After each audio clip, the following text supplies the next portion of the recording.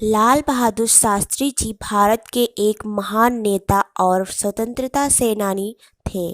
वह भारत के दूसरे प्रधानमंत्री भी थे। उन्होंने अपने देश और अपने लोगों की सेवा के लिए अपना पूरा जीवन समर्पित कर दिया। जवानों एवं किसानों के प्रेरणादाता एवं देश को कुशल नेतृत्व प्रदान करने वाले शास्त्री जी को नमन। हम रहें या ना रहें, लेकिन यह देश रहना चाहिए, देश का झंडा रहना चाहिए। मुझे विश्वास है कि यह झंडा रहेगा। हम और आप रहे या ना रहें, लेकिन भारत का सिर ऊंचा रहेगा। ये उद्गार है प्रधानमंत्री लाल बहादुर शास्त्री जी के, जिन्होंने स्वतंत्रता दिवस के अवसर पर लाल किले की प्राचीर से व्यक्त किए थे। लाल बहादुर शास्त्री जी का जन्म 2 अक्टूबर सन 1904 ईस्वी को मुगल सराय वाराणसी के एक साधारण परिवार में हुआ था। उनके पिता का नाम शारदा प्रसाद था तथा माता का नाम राम दुलारी देवी था। लाल बहादुर शास्त्री जी सद्गुणों के कारण समाज में उनकी अच्छी प्रतिष्ठा थी।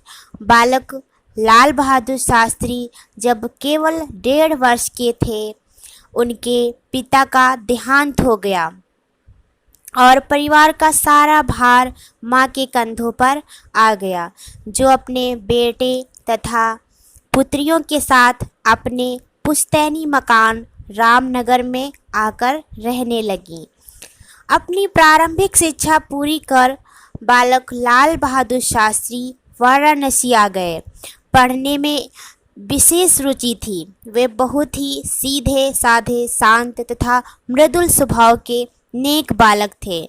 साथियों के साथ हिल मिलकर रहना, किसी से भी झगड़ा ना करना, दूसरों के लिए स्वयं कष्ट सहना, जो है हृदय का यह भावुक विशिष्ट गुण सम्मानीय था। जिस समय बाल गंगाधर तिलक का स्वराज हमारा जन्मसिद्ध अधिकार है का मंत्र सारे देश में गूंज रहा था, उसी समय इन्हीं स्वरों से शास्त्री जी को देशभक्ति की प्रबल प्रेरणा मिली। इन्हीं स्वरों को इन्होंने अपने जीवन का एक मूल मंत्र मान लिया। बनारस में गांधी जी के संपर्क में आकर अपने असहयोग आंदोलन में सक्रिय भूमिका का निर्वहन किया और देश की आज़ादी के लिए कारागार की यातनाएं भी सही। शास्त्री जी अपने लक्ष्यों से कभी एक कदम भी पीछे नहीं हटे।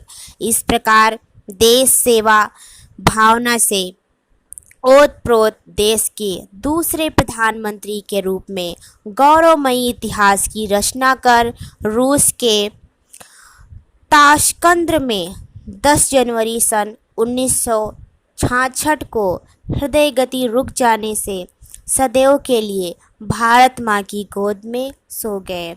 उन्होंने नारा दिया था, जय जवान जय किसान।